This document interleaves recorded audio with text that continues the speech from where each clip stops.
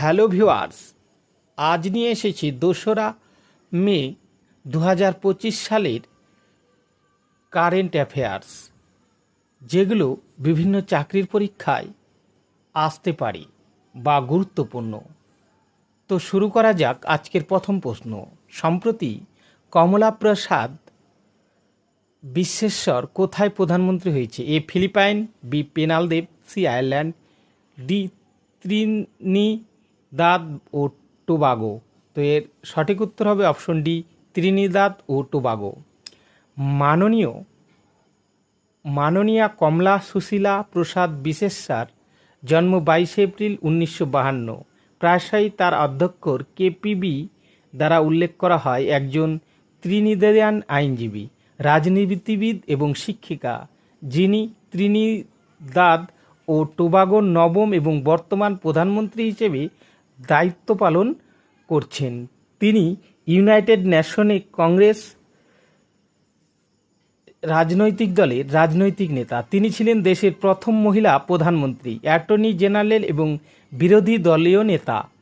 Commonwealth of নেশনসের সভাপতিত্বকারী প্রথম মহিলা এবং ভারত এবং বৃহত্তম উপমহাদেশের বাইরের কোনো দেশের প্রধানমন্ত্রী হওয়া প্রথম ভারতীয় বংশোদ্ভূত মহিলা। চলে যাব আমরা পরের প্রশ্ন। সম্প্রতি আসন্ন এশিয়ান গেম 2025 কোথায় অনুষ্ঠিত হবে? A US, B China, C Japan, D India. তো এর সঠিক উত্তর হবে অপশন সি জাপান।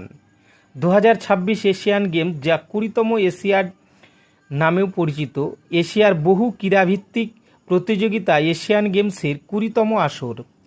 প্রতিযোগিতাটি 2026 সালের 19 সেপ্টেম্বর থেকে 4 অক্টোবর পর্যন্ত জাপানের নায়োগা শহরে অনুষ্ঠিত হবে। নায়োগা জাপানের তৃতীয় শহর যেখানে এশিয়ান গেম অনুষ্ঠিত হতে যাচ্ছে। এর আগে 1958 সালে এশিয়ান গেমস টোকিও এবং 1994 সালের এশিয়ান গেম হিরোশিমা শহরে অনুষ্ঠিত হয়েছিল। চলে যাব আমরা নেক্সট কোশ্চেন। সম্প্রতি জাতীয় নিরাপত্তা উপদেষ্টা বোর্ড এর প্রধান নিযুক্ত হয়েছেন কে? A K Singh, B PM Sinha, C Alok Joshi, D Rajiv Ranjan Verma. তো এর সঠিক উত্তর হবে অপশন সি অলোক যোশী। কি পয়েন্ট? সংবাদ সংস্থা ANI জানিয়েছে সরকার জাতীয় নিরাপত্তা উপদেষ্টা বোর্ড পুনর্গঠন করেছে এবং প্রাক্তন গবেষণা ও বিশ্লেষণ শাখার প্রধান অলোক যোশীকে নতুন চেয়ারম্যান হিসেবে নিযুক্ত করেছে। পুনর্গঠিত 7 সদস্যের বোর্ড সশস্ত্র বাহিনী, পুলিশ এবং কূটনীতিক পরিষেবার প্রাক্তন ঊর্ধ্বতন কর্মকর্তাদের মিশ্রণ রয়েছে। নতুন সদস্যদের মধ্যে রয়েছেন অবসরপ্রাপ্ত সামরিক কর্মকর্তা এয়ার মার্শাল PM সিনহা, প্রাক্তন eastern air commander lieutenant general AK Singh, প্রাক্তন সাউদার্ন আর্মি কমান্ডার এবং রিয়ার অ্যাডমিরাল মন্টি খান্না। চলে যাবে নেক্সট কোশ্চেন। সম্প্রতি আলোচনায় থাকা সচেত অ্যাপটি কোন সংস্থা তৈরি করেছে? এ জাতীয় দুর্যোগ ব্যবস্থাপনা কর্তৃপক্ষ, জাতীয় বন্যপ্রাণী সংরক্ষণ সংস্থা, জাতীয় বিজ্ঞান সংস্থা, ইন্ডিয়ান ন্যাশনাল সংস্থা। তো এর সঠিক উত্তর হবে অপশন এ জাতীয় দুর্যোগ ব্যবস্থাপনা কর্তৃপক্ষ। সচেত কি পয়েন্ট? সচেত অ্যাপটি সারা দেশে প্রাকৃতিক এবং মানুষ্যসৃষ্ট উভয় ধরনের দুর্যোগের জন্য সতর্কতা প্রদান করবে, যার মধ্যে রয়েছে বন্যা, ঘূর্ণিঝড়, ভূমিকম্প, ভূমিধস, সুনামি, তুষারপাত, বনের আগুন, তাপপ্রবাহ এবং ঠান্ডা তরঙ্গ। সচেত সাধারণ সতর্কতা প্রোটোকল অনুসরণ করে, যা অনুমোদিত সরকারি সংস্থাগুলিকে জনসাধারণকে বৈধ সতর্কতা প্রদানের অনুমতি দেয়। অ্যাপটি ভারতীয় আবহাওয়া বিভাগ IMD দ্বারা পূর্বাভাসিত বর্তমান আবহাওয়ার প্রতিবেদনের ঘন ঘন আপডেটও প্রদান করে। সচেত অ্যাপটি আপনার ফোনের GPS লোকেশন ব্যবহার করে এবং তাই আপনার ফোনের লোকেশন সক্রিয় করা সর্বদা যুক্তিযুক্ত। চলে যাব নেক্সট কোশ্চেন। KYC যাচাই করুন সহজ করতে সম্প্রতি ইন্ডিয়া পোস্ট কার সাথে অংশীদারিত্ব করছে? A SBI mutual fund, B Kotak Mahindra mutual fund, C HDFC flexi cap fund, D Axis small cap fund. তো এর সঠিক উত্তর হবে option A SBI mutual fund.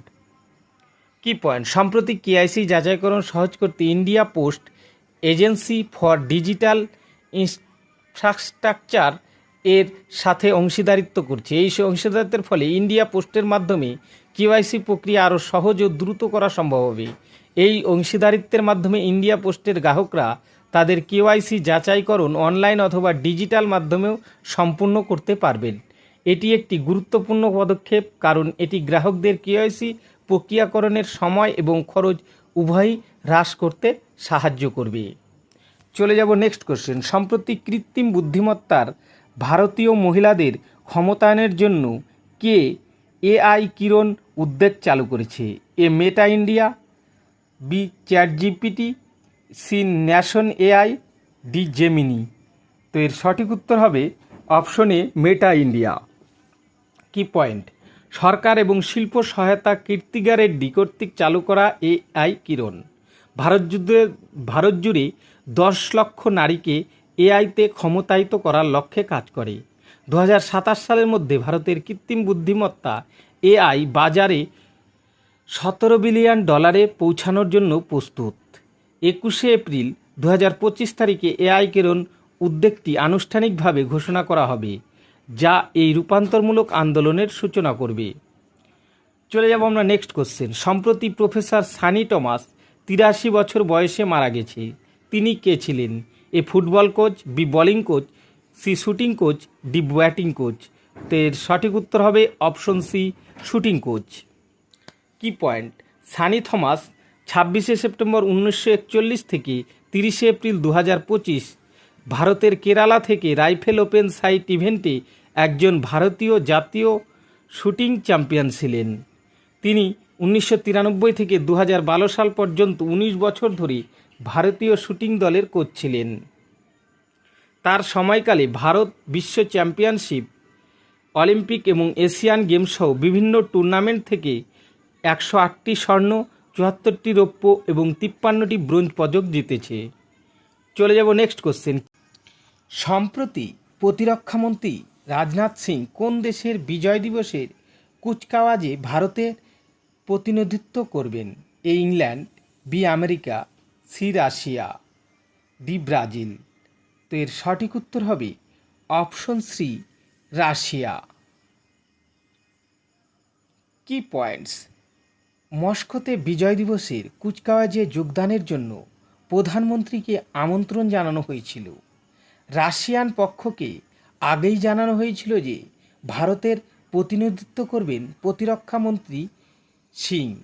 Shri Modi গত বছর রাশিয়ার রাষ্ট্রপতি ভ্লাদিমির পুতিনের সাথে বার্ষিক শীর্ষ সম্মেলন এবং কাজানের ব্রিক্স শীর্ষ সম্মেলনে যোগদানের জন্য দুবার রাশিয়া ভ্রমণ করেছিলেন। রাশিয়ার রাষ্ট্রপতি এই বছর বার্ষিক শীর্ষ সম্মেলনে ভারত সফর করবেন বলে আশা করা হচ্ছে। চলে যাব নেক্সট কোশ্চেন। সম্প্রতি কে প্রজেক্ট কুইপারের জন্য প্রথম 27টি উপগ্রহ উৎক্ষেপণ করেছে? A Blue Origins, B Virgin Orbit, C Amazon, D SpaceX. তো এর সঠিক উত্তর হবে স্পেস এক্স।